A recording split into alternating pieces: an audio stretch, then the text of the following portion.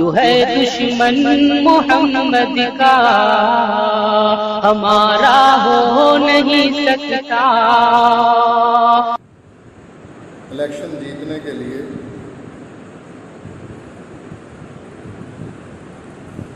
सियासी नारे लगाए जाते हैं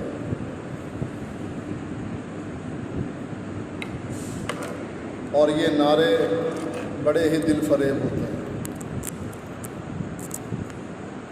जिनका हकीकत से कोई ताल्लुक़ नहीं होता। भुट्टो ने रोटी, कपड़ा और मकान, हर आदमी को 12.5 एकड़ ज़मीन देने का नारा लगाया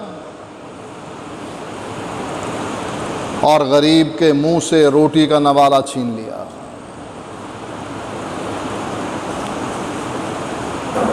मौजूदा हुकूमत ने बनेगा नया पाकिस्तान नारा लगाया और आवाम को इतना तंग किया कि आवाम पुकार उठी कि नया पाकिस्तान नहीं, पुराना ही पाकिस्तान है।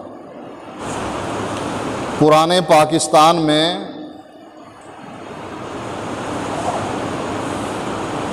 पाकिस्तानियों की मिसाल कुछ ऐसे हो गई, कफन चोर मरने लगा तो अपने बेटे से कहता है, बेटा मुझे डर है कि मेरे मरने के बाद लोग मुझे गालियां दिया करें। बेटा कहने लगा, बाबा मर जा, लोग तुझे हमेशा अच्छे अल्फाज से याद किया करें। बाप के मरने के बाद कफन चोर के बेटे ने कफन चोरी का सिलसिला तो बरकरार रखा, लेकिन लोगों की मैयतों की बेहुरमती भी शुरू कर दी। लोग कहने लगे, इसका बाप अल्लाह बख्शे बड़ा अच्छा आदमी था, कफन चोरी करता था ना, हमारे मुर्दे की बेहुरमती तो नहीं करता था। मोदी का जो यार है गद्दार है। नवाज शरीफ तो सिर्फ आम भेजा करता था। हमारी मौजूदा हुकूमत ने सब कुछ हिंदुओं, सिखों, ईरानियों और कादियानियों पर कुर्बान कर दिया। बड़े मंसूबे के तहत मौजूदा हुकूमत को लाया गया और लाने वाले यहूदी हैं, ईसाई हैं, सिख हैं, कादियानी हैं, ईरानी हैं और हिंदू हैं। यहाँ तक कि मोदी के इलेक्शन के जलसों में नारे लगा करते थे कि इस्लामाबाद में मोदी मंदिर बनवाएगा, इस्लामाबाद में सिर्फ 128 हिंदुओं के लिए करोड़ों रुपए मंदिर पर खर्च करके हुकूमत तामीर कर रही है। और दूसरी तरफ 20 साला पुरानी मस्जिद को मसमार कर दिया गया। सिखों के लिए करतारपुर का रास्ता खोला, हिंदुओं के लिए इस्लामाबाद के मंदिर बनाने का ऐलान किया। कादियानियों को खुश करने के लिए अब्दुल शकूर जो जेल में था, मुकदमा जारी था उसको रिहा करा के अमेरिका पहुंचाया और वो ट्रंप से कह रहा है कि पाकिस्तानी हमें काफिर कहते हैं।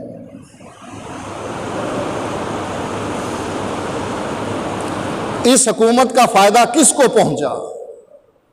हम सुन्नी मुसलमानों को या हिंदुओं और सिखों को, कादियानियों और ईरानियों को? आज तक फॉरेन फंडिंग केस की समाअत क्यों नहीं हो रही? हुकूमत रुकावट क्यों डाल रही है कि अगर कार्रवाई हुई तो आकाओं के नाम सामने आएंगे कि इस पर खर्च किसने किया। इसको इलेक्शन में जितवाने के लिए गरीब का बेटा जो अस्पताल बनाता है चंदे मांगकर, इलेक्शन जीतने के लिए इतनी कसीर रकम आखिर खर्च किसने की। उन्होंने की जिसने अपने बंदे को स्टेट बैंक का गवर्नर बनवाया।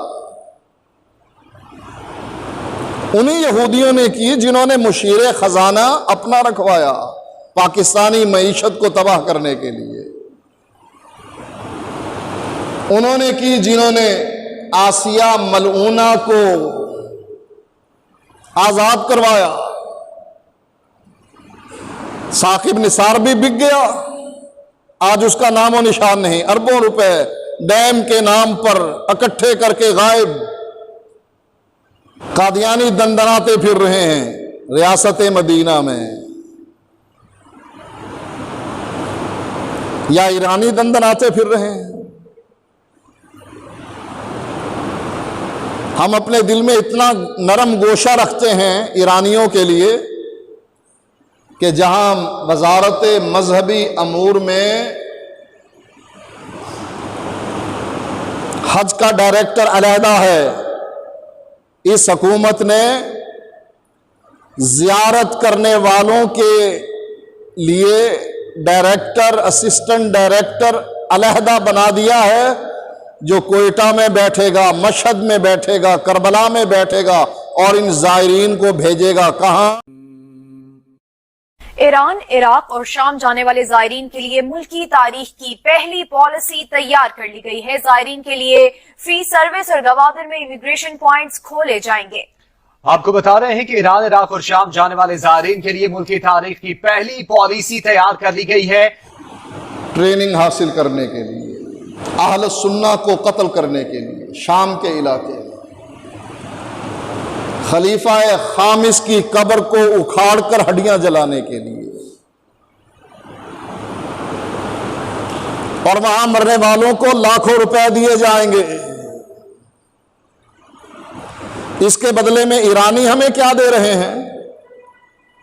कलबोशन, जासूस। हुकूमत गिरफ्तार करती है। कहां से आया? इंडिया से आया और ईरानी पासपोर्ट पर सफर करता रहा।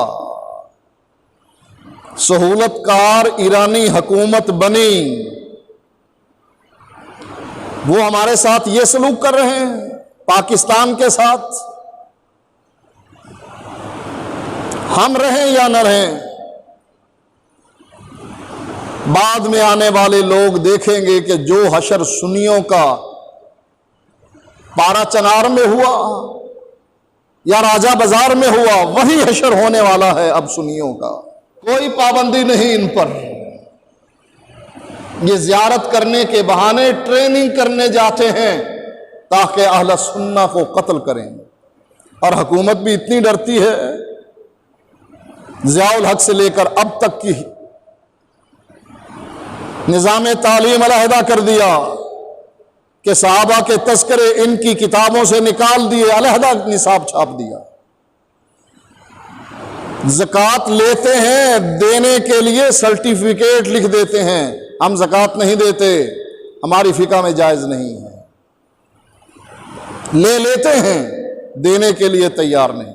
लॉकडाउन की पाबंदी खत्म हो गई, जुलूस निकाले गए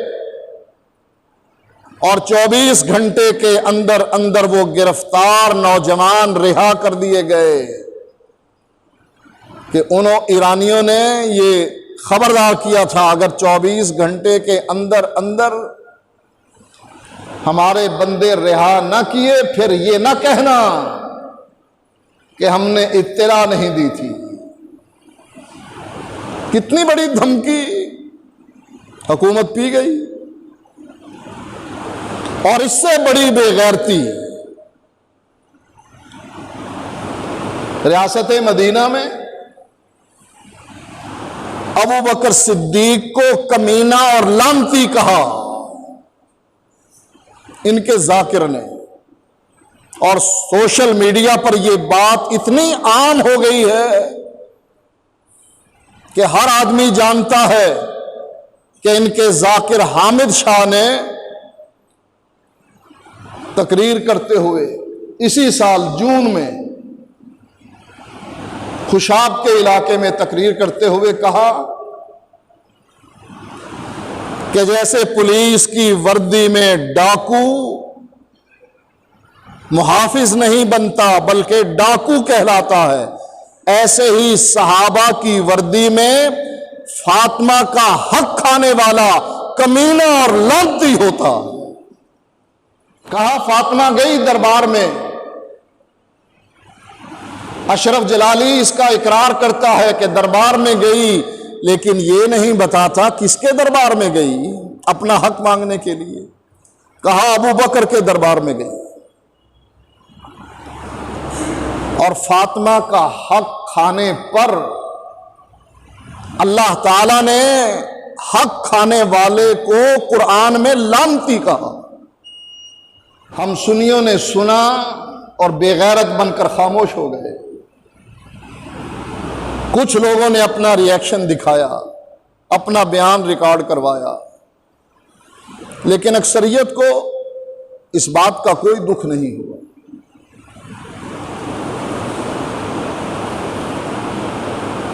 अब यह ना सोचा कि फातिमा का हक खाने वाला लानती और कमीना है सहाबा की वर्दी में, वो सहाबी नहीं। यह जद किस किस पर पहुंचेगी? अबू बकर सिद्दीक पर, उमर फारूक पर, उस्मान गनी पर, और यही बात फिट होती है किस पर? हजरत अली पर।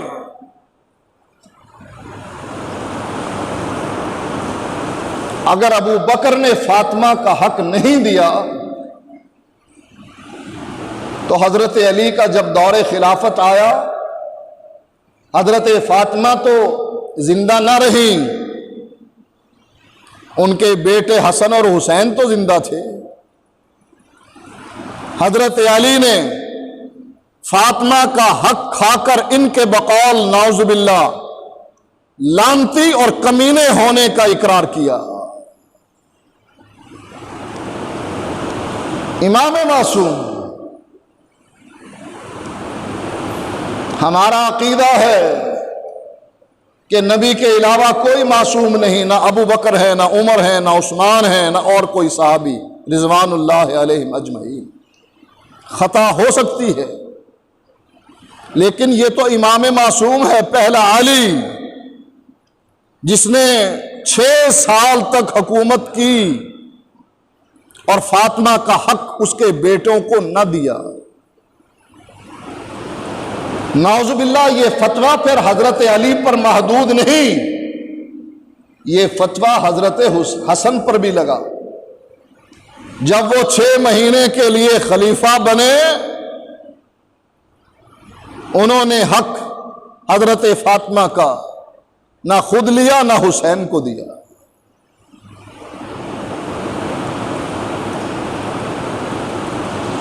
ये हक था क्या?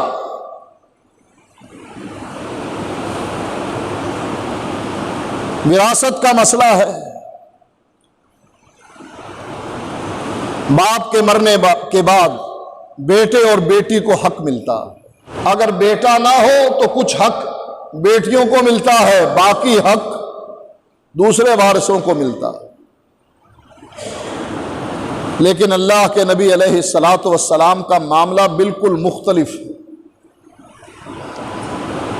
बुखारी की रवायत है, हजरत अबू हुरैरा रजी अल्लाह ताला अन्हु कहते हैं कि अल्लाह के नबी फरमाते हैं, ला यक्तसिमु वरसती दीनारा,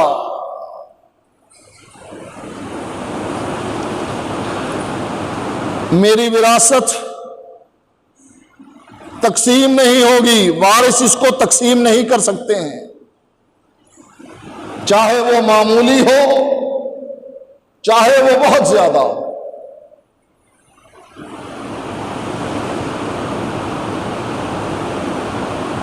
मा तरक्तो बादा नफकत निसाई व मऊनत आमिली फहुवा सदका। जो मैंने माल छोड़ा है वो माल मेरी अज़वाज पर, मेरे अहले बैत पर खर्च किया जाएगा, और मेरे जो कारिंदे हैं, जो इंतजाम कर रहे हैं उन जमीनों का, उन बागों का, ये उनकी तनख्वाह पर खर्च किया जाएगा, और जो बाकी बच जाएगा फहुवा सदका, वो विरासत नहीं होगी, वो सदका होगा जो बैतुल माल में जमा करवाया जाएगा। अगर नबी की विरासत तकसीम होती, सबसे पहले नबी की अज़वाज को 8वां हिस्सा दिया जाता बाग़े फदक में से, खैबर के बागात और जमीनों में से, फिर जाकर हजरत फातिमा को मिलता। लेकिन चूंकि अल्लाह के नबी की विरासत तकसीम नहीं होती, अमर बिन हारिस कहते हैं, मा तरकन नबी सल्लल्लाहु अलैहि वसल्लम इल्ला सिलाहहु व बगलतहु अलबैज़ा व अर्जन तरकहा सदका। अल्लाह के नबी ने फौत होते हुए क्या छोड़ा? एक ज़िरा थी, असलहा था अपना, तलवार थी, आपका सफेद खच्चर था, और ये खैबर की जमीन थी। तरकहा सदका। अल्लाह के नबी ने इस विरासत को विरासत नहीं रहने दिया, इसको सदका बनाया जो बैतुल माल में जमा होता है अहले बैत और नबी की बीवियों पर खर्च करने के बाद।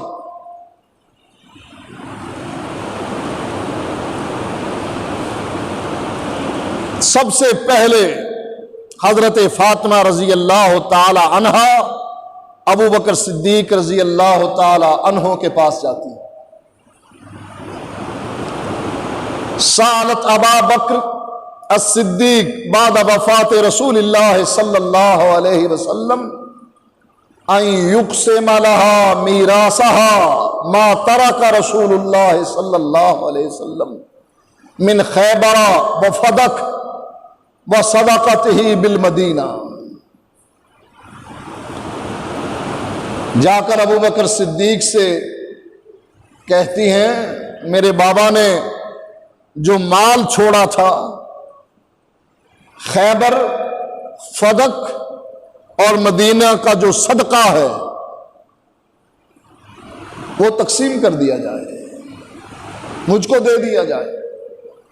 फ़अबा अबू बकरिन अलैहा ज़ालिक वक़ाल लस्तु तारिकन शैअन कान रसूलुल्लाह सल्लल्लाहु अलैहि वसल्लम यअमलु बिही इल्ला अमिलतु बिही। अबू बकर सिद्दीक ने हजरत फातिमा को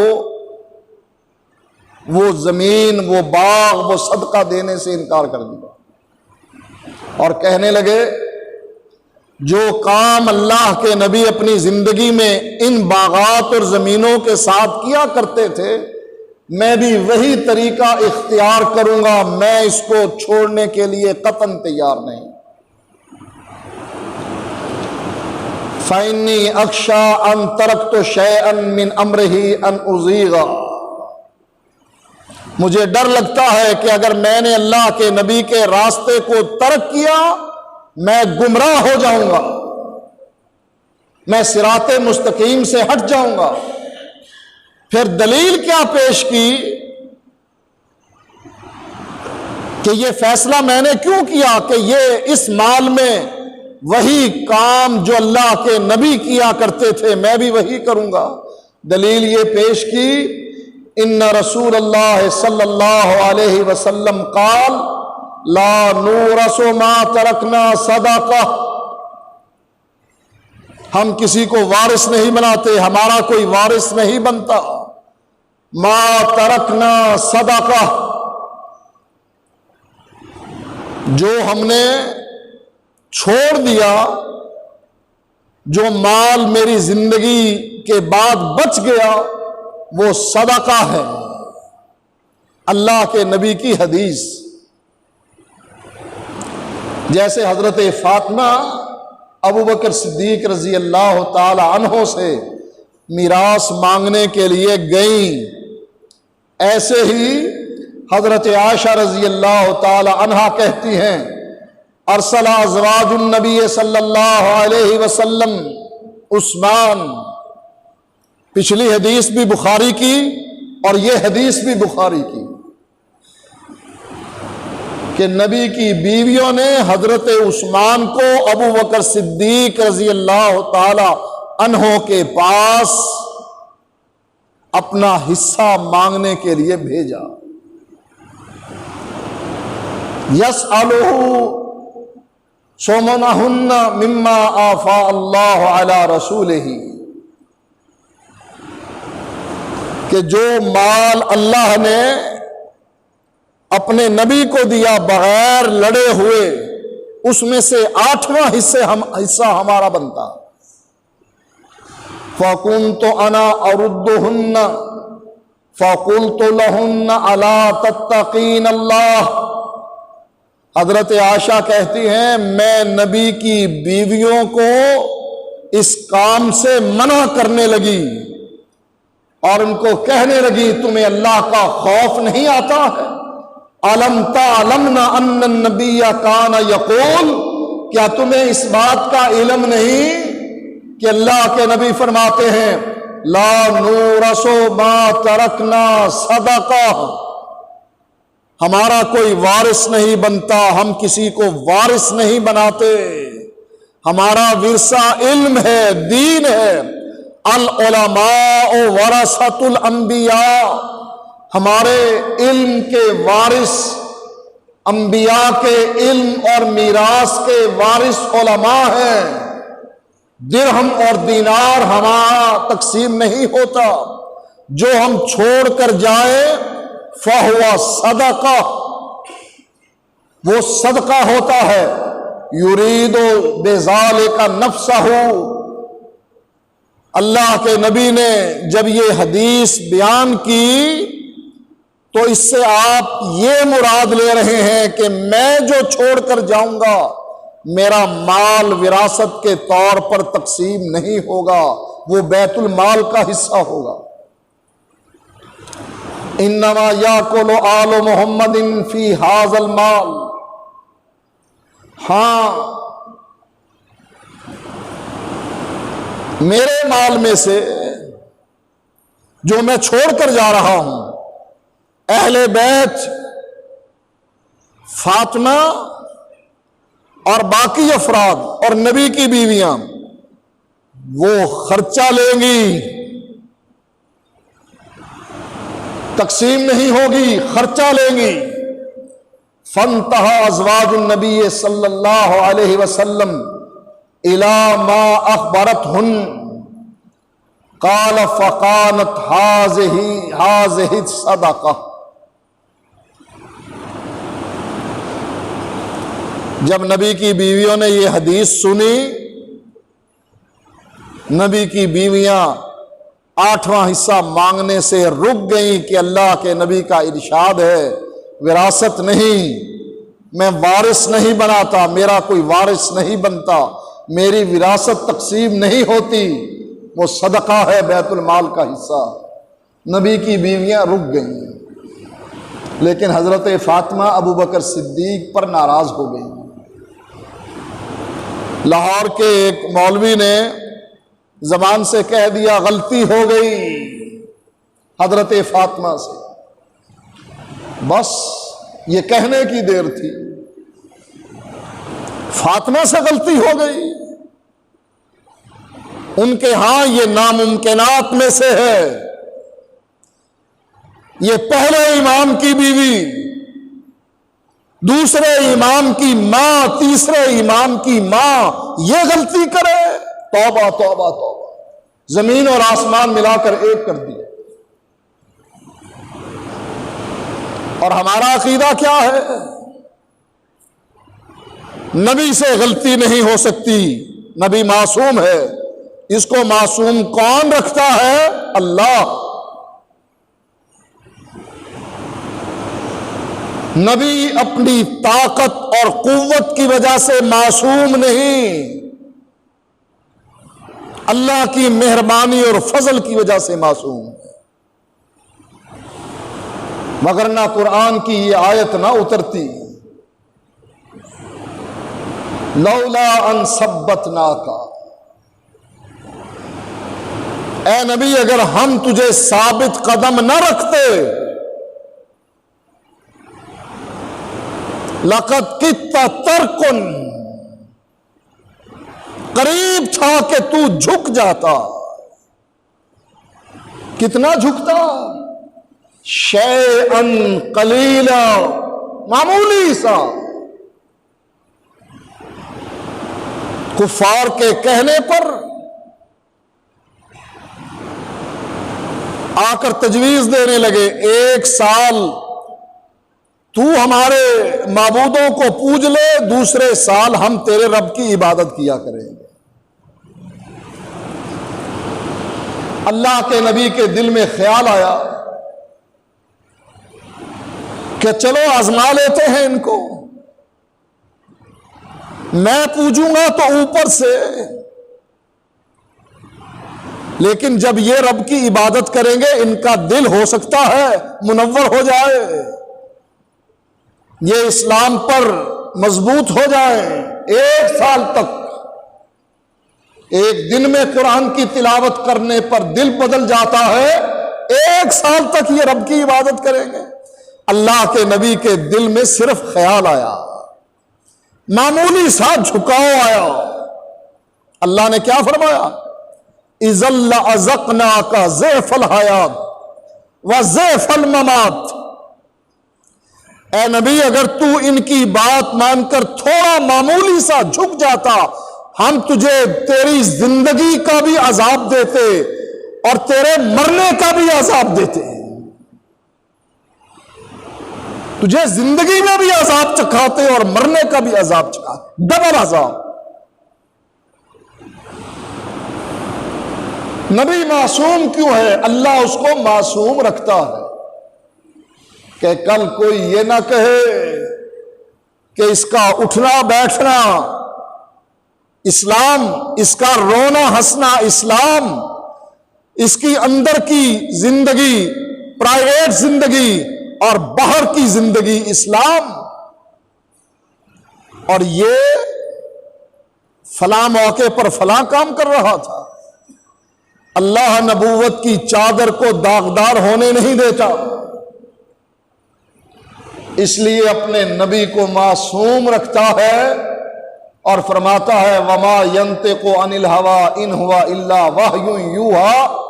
मेरा नबी जब बोलता है मुझसे पूछकर बोलता है, बोलूं या ना बोलूं। कदम उठाता है पूछकर उठाता है, उठाऊं या ना उठाऊं। हाथ बढ़ाता है पूछकर बढ़ाता है, माल लूं या ना लूं। जिन्होंने ज़कात देने से इनकार किया फिर माल लेकर आए, अल्लाह ने अपने नबी को मना कर दिया ना लेना। इसलिए अल्लाह मासूम रखता है कि अगर नबी मासूम ना हो, वो भी गलतियों का इर्तिकाब करता रहे, फिर कैसे कहा जाएगा लक़द काना लकुम फी रसूलिल्लाहि उस्वतुन हसना, कि तुम्हारे नबी की जिंदगी तुम्हारे लिए नमूना है। इसीलिए अल्लाह के नबी फरमाते हैं उक्तुब या अब्दुल्ला, अब्दुल्ला लिख।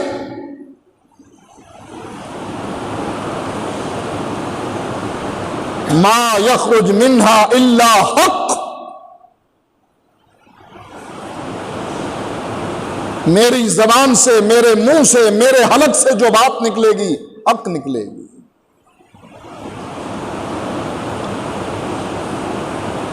नबी के अलावा कोई मासूम नहीं। इसलिए हम अकीदा ये रखते हैं कि काबिल इत्तिबा सिर्फ नबी है। काबिल इत्तिबा न अबू बकर है, न उमर है, न उस्मान है, न अली है, न बदर वाले हैं, न उहद वाले हैं, न खंदक वाले हैं, और न बैत रिजवान वाले हैं। 4 आइम्मा तो बात की बात है, 12 तो बात की बात है। नबी के सहाबा भी काबिल इत्तिबा नहीं, काबिल इत्तिबा सिर्फ मोहम्मदुर रसूलुल्लाह, इसलिए कि वो मासूम है। लेकिन यारों का अकीदा यह है कि हमारे 12 के 12 इमाम मासूम।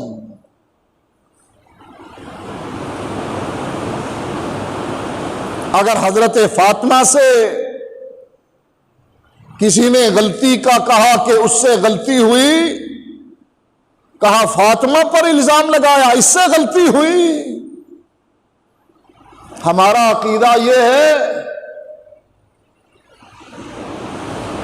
कि इनकी गलतियों को बयान न किया जाए, ना हजरत फातिमा की खता को बयान किया जाए और ना हजरत माविया की खता को बयान किया जाए। सुन्नी शिया मिलकर हजरत माविया रजी अल्लाह ताला अन्हो के खिलाफ भौंकते हैं। हत्ता के मौदूदी ने भी खिलाफत और मलूकियत नामी किताब लिखकर अपने मुंह पर कालक मल ली। हजरत माविया और उस्मान के खिलाफ तारीखी हवाले बयान कर दिए, जिसके अक्सर रावी ईरानी हैं। उस वक्त कोई तकलीफ किसी को नहीं पहुंची कि माविया रजी अल्लाह ताला अन्हो भी कातिबे वही है, उम्मे हबीबा के भाई हैं, नबी के साले हैं, जन्नती सहाबी हैं। उस वक्त किसी को कोई तकलीफ नहीं। इनके वालिद अबू सुफियान रजी अल्लाह ताला अन्हो के खिलाफ जब जमाने दराज होती हैं, उस वक्त सहाबी, उसकी अजमत किसी को नजर नहीं आती है। हां, हजरत फातिमा के बारे में कोई कहे कि उनसे गलती हुई, तो तब इनके ईमानों में जलजला तारी हो जाता।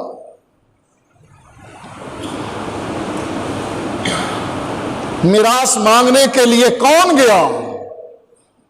इरादा नबी की बीवियों ने भी किया, हदीस सुनकर चुप हो गई और गई हजरत फातिमा भी अबू बकर सिद्दीक के पास, हदीस सुनकर नाराज हो गई। गलती नाउजुबिल्लाह फातिमा की नहीं थी, हजरत अबू बकर की थी या अल्लाह के नबी की थी कि उन्होंने हजरत फातिमा को यह हदीस क्यों सुनाई और अल्लाह के नबी ने यह हदीस बयान क्यों की। हजरत उमर का जमाना आया, मुकदमा पेश हुआ। हजरत अली और हजरत अब्बास हजरत उमर के पास पहुंचे। हजरत उमर कहने लगे, जेतनी या अब्बास तसअलुनी नसीबा का बिन इब्ने अखीक। नबी के चचा अब्बास, तुम मेरे पास आए हो अपने भतीजे की विरासत मांगने के लिए। वजानी हाजा युरीदो अलीयन युरीदो नसीबा इमराते ही मिन अबीहा। और ये अली आया है मेरे पास अपनी बीवी की बाप की तरफ से मिलने वाली विरासत का हिस्सा मांगने के लिए। फकुल तो लकुमा इन्ना रसूलुल्लाह सल्लल्लाहु अलैहि वसल्लम काल ला नूरसु मा तरकना सदका। मैं तुम दोनों को कहता हूं उस अब्बास तुझको भी कहता हूं और अली तुझको भी कहता हूं। अल्लाह के नबी फरमाते हैं, ला नूर असो मा तरकना सदाका, हम विरासत तकसीम नहीं करते अंबिया की जमात, हमारा कोई वारिस नहीं बनता। मा तरकना सदाका, जो हम छोड़ कर जाते हैं वो सदका होता है। अबू बकर सिद्दीक रजी अल्लाह ताला अन्हो ने भी इस माल को बैतुल माल का हिस्सा बनाया। बाग फदक को, खैबर के बागों को, उसकी जमीनों को। हाँ, मदीने का सदका किसको दिया?